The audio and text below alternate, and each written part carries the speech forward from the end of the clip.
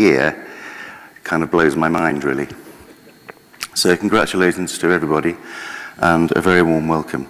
So yes, I'm Jeremy Barham, and I'm going to be talking about the main work, I suppose, Mahler work that's being performed in the festival, which is the Fourth Symphony. How can we best understand this symphony? It's music of heaven, right? Heaven, I'm in heaven, and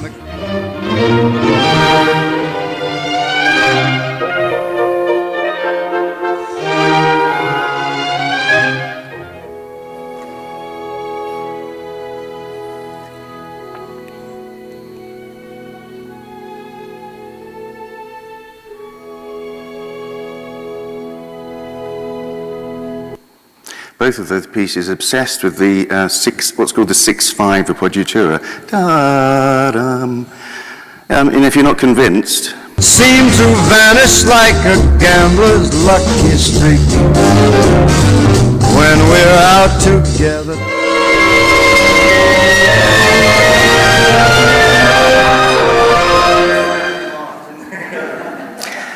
now I don't know whether Irving Berlin heard the Fourth Symphony. He would well have, actually, because it was first performed in New York in 1904. But someone ought to look into that if you haven't already. Get onto it, yeah. I want to backtrack a little bit to see how Mahler got to the stage he was at when he composed the Fourth Symphony, because I think we need to understand a little bit of the background in order to understand the work. First thing I want to focus on is the folk influence. It's well known that Mahler was hugely interested in folk music. Where did this come from? Well, there are accounts of his early years.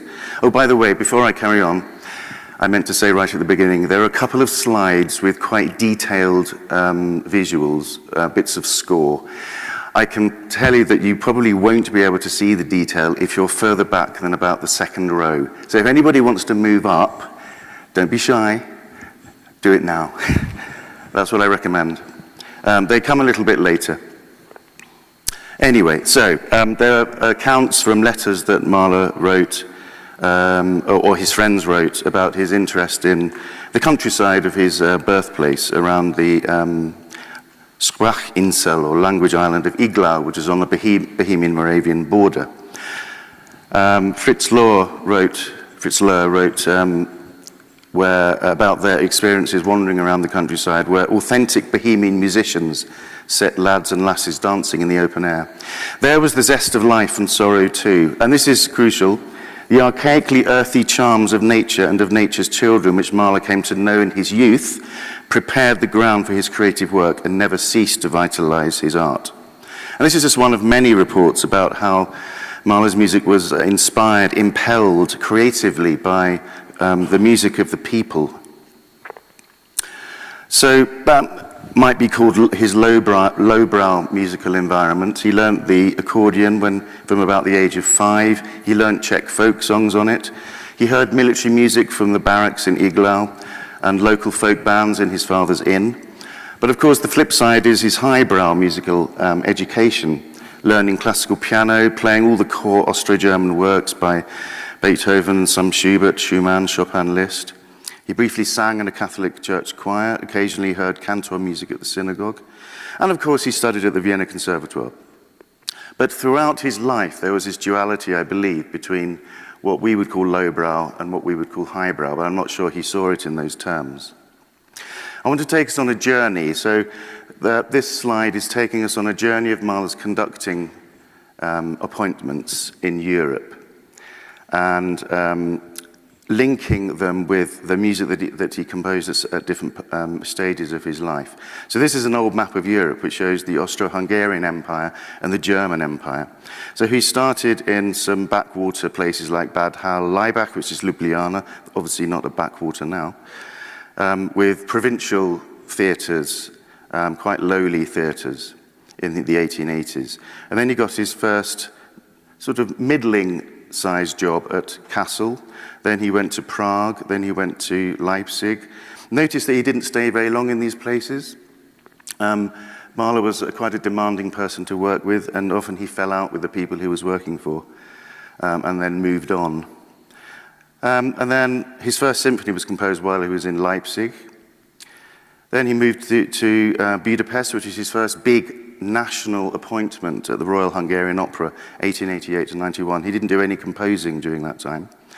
And then he moved further north to Hamburg for 6 years, where he wrote his second and third symphonies, and crucially for us, the song Das himmlische Leben. His conducting duties at Hamburg were enormous. I mean, if you look at the list of pieces he conducted, it is crazy. So how he found time to compose is difficult to know, but of course he was known as the summer composer, and in fact, those works were largely written at his summer retreat in a composing hut in Steinbach am Attersee in the Salzkammergut in Upper Austria, which looks like that. And those mountains in the background are the Höhlengebirge, a stunning backdrop to his, where he was staying. And the top picture is his little composing hut, which is on the shores of the lake. When I went to visit it many years ago, I had to tiptoe between all the beach towels to get there, which is quite amusing. But it's preserved quite nicely inside. So another duality in Mahler's composing and creative persona and life is the urban versus rural dichotomy. So when he was conducting in a big metropolis, fairly big metropolis like Hamburg, he had his conducting duties, which he often complained about. And then he spent his summer retreats in rural areas, some kind of creative idyll, which enabled him to get on with composing. So after Hamburg, he went to Vienna, which was the most prestigious job in Europe. And there, he composed, while he was there, he composed his fourth symphony. And most of that work was done, well, it was finished in Meinig on the Wörthersee in Carinthia. And that's his house that he had built on the shores of the lake.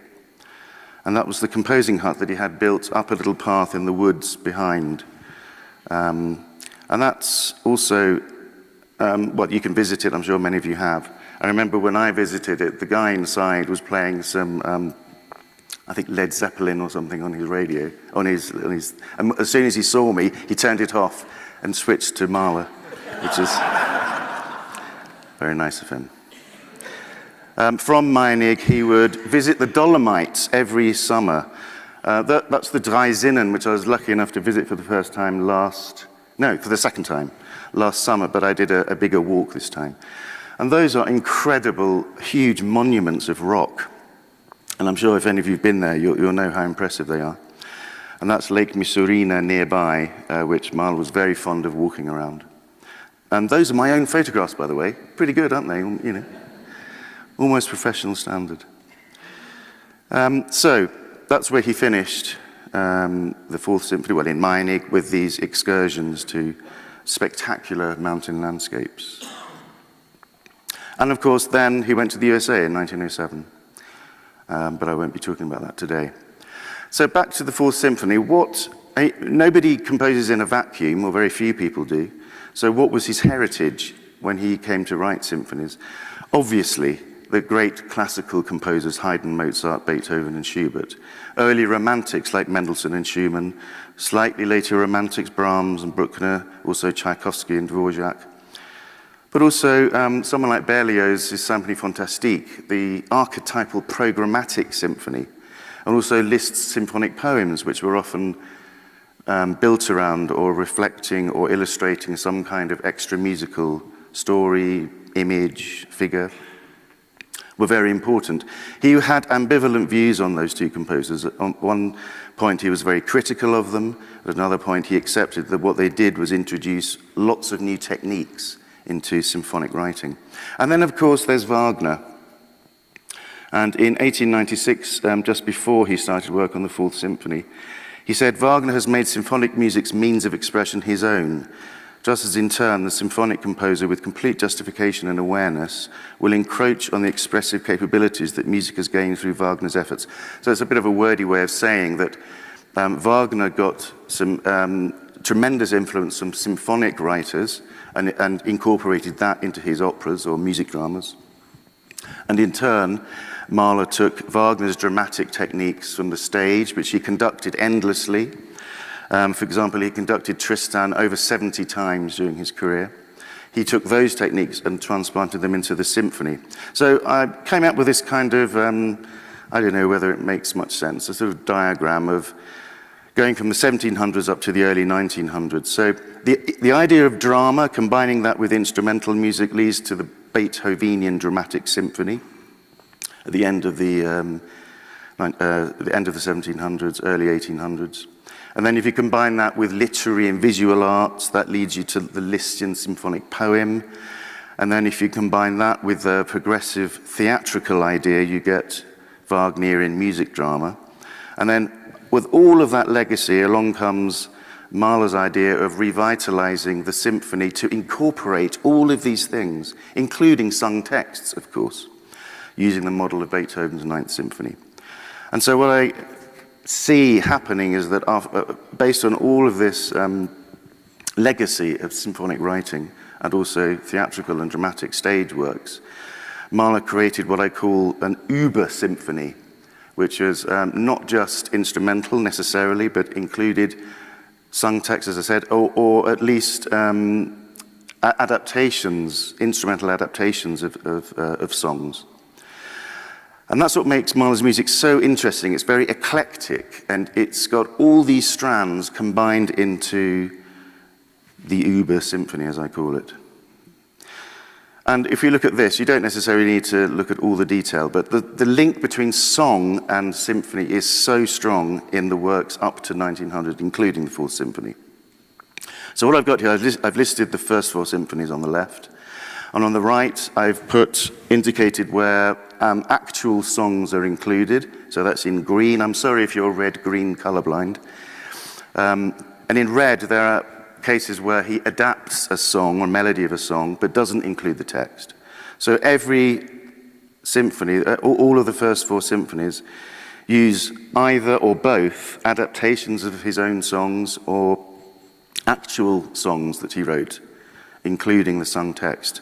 And you'll see at the bottom there with the Fourth Symphony, the Das himmlische Leben, final movement, which was actually composed long before in 1892 as part of the collection from Des Knaben Wunderhorn, which he then extracted and decided to use as the finale of the Fourth Symphony. So the lyrical impulse of singing and vocal music was incredibly important to Mahler in the world of the symphony. He's known as the song symphonist in some circles, and in fact, Das Lied von der Erde is usually called a song symphony. Okay, so thinking about Mahler's legacy, what did he bequeath to future generations, just briefly? And again, I've got this sort of diagram, but I've divided it up into different categories. I'm only interested really in one of them today.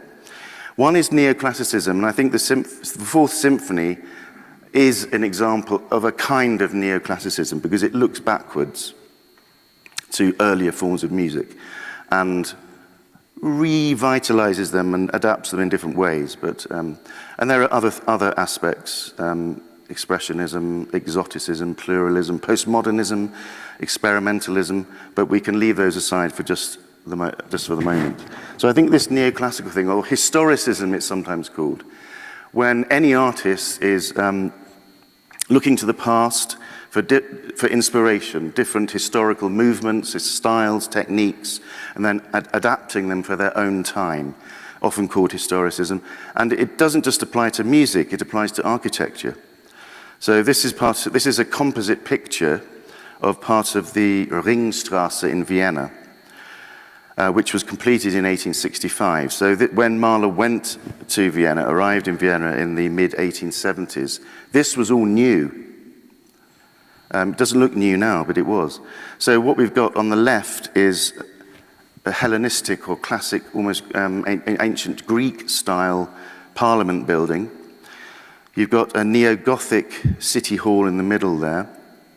And on the right, you've got an Italian Renaissance-style building for the university. So architecturally, Vienna was very eclectic, and it was calling on all sorts of older architectural styles. And I think we can extrapolate a little bit, we can't go too far, but we can extrapolate a little bit into Mahler's mindset in adapting that kind of approach to composition. And the Fourth Symphony, it seems to me, is a perfect example of that. The other thing to think about is Jugendstil, or Art Nouveau, which was obviously in vogue in the late 19th, early 20th century Vienna. And Art Nouveau, or Jugendstil, or youth style, or young style, was really based on the idea of classic shapes, but adorned with very florid decoration. So here we've got a dining room. What a dining room that is. I'd love to have that. Designed by Joseph Hoffmann, who was a contemporary of Mahler, in 1905. And the actual geometric shapes of the furniture are quite traditional, but the decoration is extraordinary. So those decorations transform the shapes, to my mind. It's a really transformational exercise. Another example might be Otto Wagner's Majolika house in Vienna, built in 1899, which on the surface looks like a very kind of ordered classical type of building with regular shaped windows and floors. But the surface decoration is remarkable. Absolutely beautiful. And it's not just surface, though. I think this decoration actually has an impact on the actual substance of the building. And that was what I think these secessionist and Art Nouveau, Jugendstil artists were all about, really. Adolf Loos was another major figure in the world of architecture and the plastic arts. And he came up with this phrase that I think we can apply to Mahler very strongly. One would do modern art a great favor if one used old forms in a new spirit. And thinking about the Fourth Symphony, that's exactly what Mahler does, particularly in the first movement. And I have to say, I'm going to focus mostly on the first movement. I'll mention a little bit about the other movements, but mostly the first movement. So, on to Mahler. We're sort of going from the broad to the more specific. This is an early plan for the Fourth Symphony, which was devised at the time he was composing the Third Symphony. It's a 6-movement plan, but obviously that's not how the Fourth Symphony ended up. But there are things in this plan which are retained. I think that the first movement, The World as Eternal Present in G major, suggests to me the first movement of the Fourth Symphony. The Earthly Life is obviously Das irdische Leben, the song which didn't appear in the Fourth Symphony. Caritas, or Charity, not sure about. That actually relates to much later, to the Eighth Symphony possibly. The Morning Bells appeared in the Third Symphony, the Bim Bam movement of the Third Symphony. The World Without Heaviness is a difficult one. Some people have said that that might be a reflection of the first movement, or it might even be looking ahead to the scherzo of the Fifth Symphony. But of course, number 6 is The Heavenly Life, which was retained, Das himmlische Leben. So some things were retained, some things are ambiguous, some things perhaps made their way into other symphonies in this early plan. Let's think about the symphony. There's certainly in the first movement a reversion to classical elements, which I describe as neoclassical question mark. The other thing that happens is there are lots of quotations and allusions, and we're going to hear more about that from Joseph in a moment. And I would say that's an example of historicism, perhaps, of quoting or alluding very strongly to earlier music. I mean, all composers do this, I think, at some level. But the proliferation of quotations and allusions in the first movement is absolutely extraordinary. The other thing he does is he plays around with structures and forms that were developed, I suppose, during the classical period, particularly sonata form. So here's the outline of the Fourth Symphony, 4 movements, and the keys and their titles, and the tempo markings or the descriptions translated, which I'm sure many of you are familiar with. Don't just dwell on that too long. Now, a lot of ink has been spilt about this influence of 18th century classical composers on the Fourth Symphony. Everybody writes about this. It struck me that nobody's really thought what anniversaries, what important commemorations of classical composers happened during Mahler's career. And that's what I came up with. Now, not all of these were treated importantly. I mean, the biggest one was probably the 1906 150th anniversary of Mozart's birth. That was a big celebration. But there were others, and there must have been something in the air, in the cultural air. For example, in 1870, the 100th anniversary of Beethoven's birth. Let's say 1891, 100th anniversary of Mozart's death. There must have been something, some kind of commemorative activity, whether that be small concerts series or discussions in the press or whatever. So there was a lot going on, a lot of commemorations possibly going on, and there's evidence particularly of the 1906 anniversary of Mozart's birth. This is apocryphal, but apparently on his deathbed, the last word Mahler uttered was Mozart. Now, I have no idea whether this is true or not. I think it's probably in Alma Mahler's memoirs somewhere. And, well, we know that some of that is not exactly accurate, but some of it is, some of it isn't. So, you make of that what you will. Okay, people talk about these illusions, but what are they? Can we actually hear what these might be? So I've divided them into different categories. There are things which are like stock phrases that classical composers would use, stock ideas that many classical composers